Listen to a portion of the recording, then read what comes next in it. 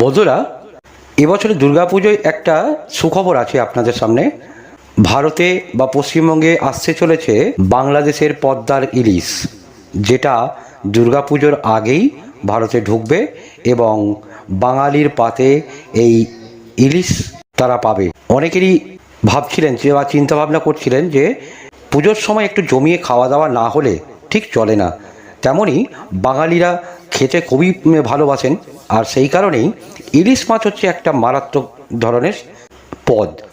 তাই চাইছিলেন যে যদি পদ্মার ইলিশ পাওয়া যেত তাহলে হয়তো পেট পুজোটা দারুণভাবে জমে যেত।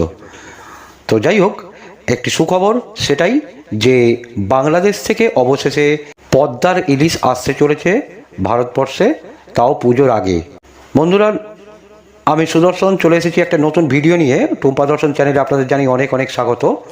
আসুন দেখে নেব বাংলাদেশ সরকার হঠাৎ করে ইলিশ মাছ পাঠাতে রাজি হলেন কেন এবং কবে সেটি ভারতবর্ষে এসে ঢুকবে এবং তার পরিমাণটাই বা কত হবে, দামই বা কত হবে।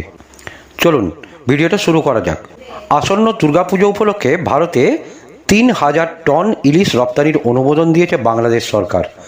রপ্তানির অনুমতি পেতে আবেদনকারীদের বাণিজ্য মন্ত্রকের সংশ্লিষ্ট বিভাগে যোগাযোগের পরামর্শও দেওয়া হয়েছে। এই নিয়ে বাংলাদেশের মৎস্য ও প্রাণী সম্পদ মন্ত্রকের উপদেষ্টা ফরিদা আক্তার জানিয়েছেন, ভারতের বিশেষ অনুরোধে দুর্গাপুজো উপলক্ষে ইলিশ রপ্তানির অনুমতি দিয়েছে বাণিজ্য মন্ত্রক। মৎস্য উপদেষ্টা বলেন, বাণিজ্য মন্ত্রক ভারতের অনুরোধের পরিপ্রেক্ষিতে ইলিশ রপ্তানির অনুমোদন দিয়েছে। দুর্গাপুজো উপলক্ষে ইলিশ চেয়ে ভারত থেকে বিশেষ অনুরোধ করা হয়েছিল, তারই পরিপ্রেক্ষিতে বাণিজ্য মন্ত্রক ইলিশ রপ্তানি করছে। বাণিজ্য মন্ত্রকের একটি সূত্র জানিয়েছে, বাণিজ্য মন্ত্রক এবং মৎস্য ও প্রাণী সম্পদ মন্ত্রক সহ সরকারের উচ্চ পর্যায়ের সবার সঙ্গে আলোচনা করে ভারতে ইলিশ রপ্তানির সিদ্ধান্ত নিয়েছে। এর আগে গত 13ই সেপ্টেম্বর ফরিদা আক্তার ইলিশ রপ্তানি বন্ধের ঘোষণা করেছিলেন। তিনি বলেছিলেন, এবার পুজোয় প্রতিবেশী দেশটিতে ইলিশ যাবে না। এই মাছ ভারতে চলে যাওয়ায় আমাদের এখানে নাগালের বাইরে দাম হয়ে যাবে, সাধারণ মানুষ তা খেতে পায় না। কিন্তু এই সিদ্ধান্ত থেকে শেষ পর্যন্ত সরে এসেছে অন্তর্বর্তী সরকার। মৎস্য ও প্রাণী সম্পদ মন্ত্রণালয় ইলিশ রপ্তানির বিপক্ষে জানিয়ে রবিবারও ফরিদা আক্তার বলেন, আমরা দেশের মানুষের জন্য ইলিশ রাখার পক্ষে এবং রপ্তানির বিপক্ষে। দেশে অনেক ইলিশ আছে, গতবারও ভারত কম ইলিশ নিয়েছে। হুট করে ইলিশের দাম বেড়ে যাবে এটাও ঠিক না। রপ্তানির খবরের দাম বাড়লে ব্যবস্থা নেওয়া হবে। উপদেষ্টা বলেন, বাণিজ্য মন্ত্রক স্বাধীনভাবে এই রপ্তানির অনুমোদন দিয়েছে। তারা একটা অনুরোধের পরিপ্রেক্ষিতে এ অনুমোদন দিয়েছে। দুর্গাপুজো উপলক্ষে ভারতের বিশেষ অনুরোধ ছিল, সে অনুযায়ী তারা এটাই করে ব্যবস্থা নিয়েছেন। রপ্তানি বন্ধ করা মৎস্য ও প্রাণী সম্পদ উপদেষ্টার কাজ নয় জানিয়ে তিনি উল্লেখ্য, দুর্গাপুজো উপলক্ষে ভারতে ৩,০০০ টন ইলিশ রপ্তানির অনুমোদন দিয়েছেন বাংলাদেশের বাণিজ্য মন্ত্রক। তবে সর্বনিম্ন কী দামে রপ্তানি হবে তা জানানো হয়নি। গত বছর প্রতি কেজি ইলিশের রপ্তানি মূল্য ছিল $10 বা 1,100 টাকা। গত বছর প্রায় 4,000 টন ইলিশ রপ্তানির অনুমোদন দেওয়া হলেও ভারতে আসে মাত্র 802 টন।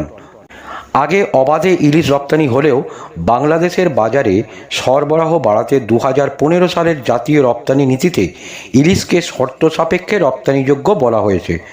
পরের 2 রপ্তানি নীতিতেও তা বহাল ছিল। জাতীয় রাজস্ব বোর্ডের তথ্যে দেখা যায়, 2020 এবং 2021 অর্থ বছরে প্রায় 1,700 টন ইলিশ রপ্তানিতে আয় হয় $1,64,00,000। আকার ভেদে প্রতি কেজি মাছ $10, $6 ও $8 রপ্তানি হয়েছিল। পরের 2 বছর 1,200 থেকে 1,400 টন ইলিশ রপ্তানি হয়েছিল। প্রতি কেজির দাম ছিল $10 মধ্যে। এদিকে ইলিশের প্রজনন ও উৎপাদন বৃদ্ধির জন্য 13ই অক্টোবর থেকে নভেম্বরের 3 তারিখ পর্যন্ত ইলিশ আহরণ বন্ধ থাকবে বাংলাদেশে। নদীতে চর ড্রেজিং না হওয়া এবং দূষণের কারণে সাগর থেকে নদীতে মা ইলিশ ডিম ছাড়তে আসতে পারছে না। তাই ইলিশের প্রজনন নির্বিঘ্ন করতেই এই সিদ্ধান্ত নেওয়া হয়েছে।